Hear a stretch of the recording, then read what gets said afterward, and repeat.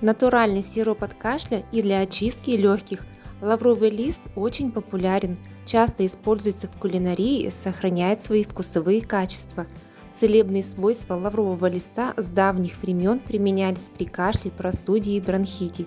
Очень полезна будет ингаляция с настоем листа. В нем присутствуют витамины группы В, а также А, С и Р.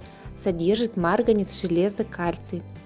Чабрец, богородская трава, в виде настойки применяется для полоскания горла теплым отваром, для лечения бронхолегочных заболеваний, противомикробные инфекционные воспаления. На основе лимонного сока готовят соусы, добавляют в кондитерские изделия цедру. Лимон является сильным антиоксидантом, содержит калий, натрий и железо. Рецепт сиропа. Сахар коричневый 300 грамм, лавровый лист 5 штук, чабрец 1 столовая ложка, лимон 1 штука, вода 400 мл. Будем готовить натуральный сироп. Кастрюлю ставим на плиту или на огонь, высыпаем коричневый сахар 300 грамм, постоянно перемешиваем, не даем сахару подгореть.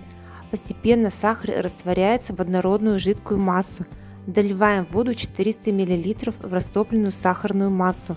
Когда закипит, в кипящую сладкую воду бросаем траву чабрец 1 столовую ложку и 5 штук лаврового листа на 10-15 минут.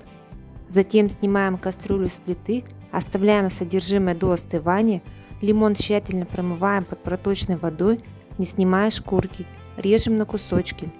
Сироп процеживаем через дуршлаг в банку, туда же положим кусочки лимона. Сироп готов. Принимать по столовой ложке 3 раза в день.